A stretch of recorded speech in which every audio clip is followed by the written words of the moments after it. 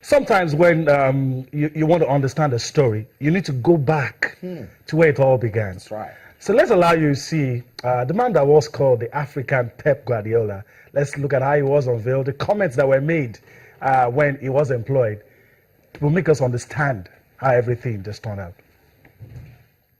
Well, today is another epoch-making day in the history or historiographic literature of football of Nigeria. We are very, very excited about today. And today we have just been able to unveil, we've just been able to present the Pep Guardiola of Africa. On the part of the Federation, we will make everything humanly and materially and otherwise possible for him to excel. On the part of the Federation, everything that we have in this contract, A to Z, is going to be religiously followed. We have mapped out, based on the players we have. Like as I alluded to earlier, that we cannot expect us to have a playing style whereby it is individual player related, because we don't have those players related like this. So for that reason, we have to have a team style of play. And when I mean a team style of play, that means we have 11 players on the pitch, where every player will not only be told what we expect from him, but will be chosen for that particular position based on certain qualities that he has. For example, I'll share with you, you cannot play in our attacking lineup if speed is not one of your strongest points. We need to also get players that are playing in leagues that are solid enough. Like for example, if you're playing in the second division in England, even the Premier League, I'm sorry you can't play here. And you might ask me why, it's fast enough. No, but it's a league that is overtly covered with kick and follow football. And that is not what we're playing here. Oh my, Wow. July 15th. 2015. Yes. Coach Sunday Oliseh was excited. He likes the fact that he was getting the job of the Super Eagles of Nigeria. Went tough. If you don't play the top flights, you cannot make the Super Eagles. And a lot of people were like, change has come to Nigerian football. Fast forward, guys. This morning, he has resigned. I mean, Austin, the whole thing feels like an experiment horribly gone wrong. Wow. There's no two ways to put it. I don't know about you, Yebi. That's what it feels like. I want to be charitable with my comments, but I don't know. I said when you were giving your intro, I said maybe it's cheaper to resign on Twitter, and nobody's going to ask you any questions, and you get the message. But I feel it's just giving 117 million Nigerians a slap on their face, while we're still trying to swallow all that has happened, and everybody say, okay, take it easy, don't fight, let's not destroy ourselves from within. Then you get this one. It's not coming to us. It's not a shock.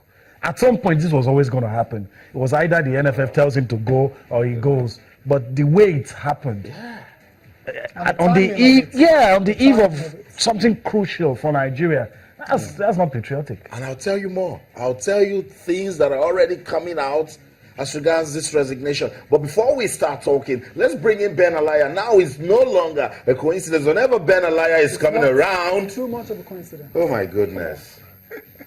Coach Sunday Oliseh has resigned. Ben Alaya, welcome to the show on that note. Thank you. Thank you. A good day to be alive. And I want to say, for a start, that this is insanity personified. Wow. You don't quit in the middle of big.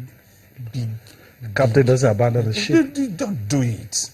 I mean, we need, from day one, those of us who had known Oliseh as a player, as captain of the national team, we had said this guy has some issues with himself. I was talking to a top member of the technical committee late last night, and he was like, look, we knew, because the people who are at the Football Federation have egos. This guy have ego.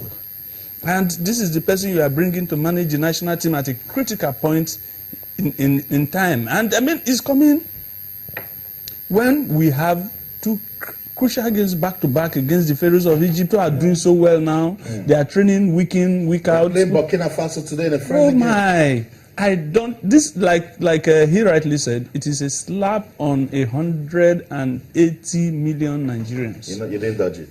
I did. It got him in the face. It got him in the face. There's no way. We didn't expect it. So yes, if you don't expect a slap, you just take it. And he said, "God, I'm sorry." Then you know what? I'll get you talking again. Let's go to Abuja, where a former Super Eagles player Tijani Babangida is standing by to give his opinion on the resignation of Coach Sunday Oliseh, and he was actually working with the coach. Good morning, TJ, and welcome to the program. Yes, good morning. Fantastic. Good to have you join us. Coach Sunday Oliseh has resigned. The guys in the studio says it's a slap to 170 million Nigerians. Did you feel that slap?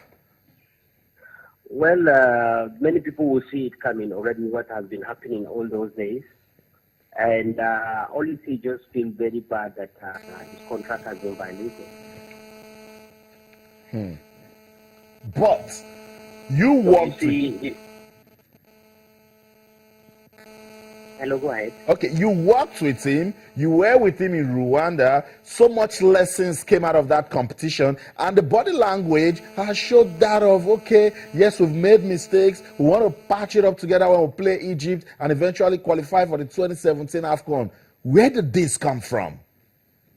Well, you see, when the Nation Cup, the chance started, Oliseh have the whole confidence, and he wants to make a great team for Nigeria, of course.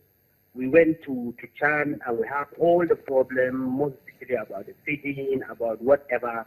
But after the tournament, you can see that the tournament wasn't even that a bad one. Of course, anything that if you didn't qualify is a bad. But we didn't qualify, but we see a good football, we see a good players that are coming to the national team, so on and that. But after the Nation Cup, there are a lot of criticism coming to him. And at the same time, the kicker on all this thing, at the same time, we find out that NFF are talking with Renat to come and replace him. So if something happened like that, Oliseh will definitely feel so low and down, and he feels that is disrespect and violation of contract. And of course, from there, and then all the problems started. And you can see the environment has been polluted. And he feels that nobody is supporting him, most especially the people who give him the contract.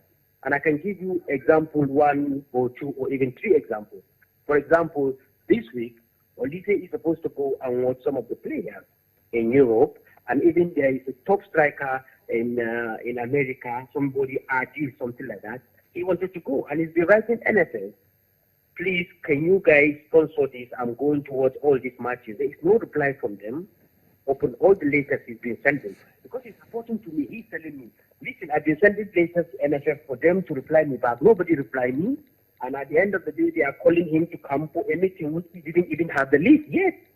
And he said, no, I cannot come because I'm going to watch other team and whatever. And at the same time, in their meeting of the technical committee members, they are planning again, if he didn't report today to the technical committee meeting, they're going to sack him. So why about the sack and sack and sack? Okay. And he feels disappointed. All right. Tijani Babangida, you're speaking to Yemi Adebayo. Let me quickly ask you this. Don't you think there are other ways this could have been done? Yes. You see the bridge between them, the synergy between him and the NFF already has gone. That is the truth. If you have a very good atmosphere, from the beginning, the atmosphere is very good. At that time was Anyasi. And Anyasi can be able to speak to Oliseh and he can be able to cooperate and do a lot of things. He's a man of experience, integrity. But at the end of the day, from nowhere from Chan, Anyasi was taken out and Green has come in. And then you find out this thing is coming there, this one is coming there, and the story of Renat coming in to take over for Oliseh start to materialize. And then Oliseh feels so bad about all what has been happening. And then you find out that then they are castigating and writing a lot of things that even he didn't say. For example, many people are saying Oliseh has resigned. They only know that Oliseh resigned through Twitter. It's not true. Oliseh sent a letter yesterday at 11:30 to both NFF President Pinnick, Secretary, the Vice President, including the Minister, and myself, because I'm talking with him the whole time, until 1 o'clock when we started to release the story out. So you can see that many things that are coming, some of the things are going against what he said. And then some people try to twist it. So Oliseh was a man, like I had so many people are saying that he's a man of that have ego, of course, but it's a man that one can easily handle if you just talk one-on-one with him. So I was expecting NFF always to have one-on-one talk with him. So thank you so much, Tijani Babangida, for giving us your opinion on the resignation of Coach Sunday Oliseh. We appreciate your time. Thank you so much.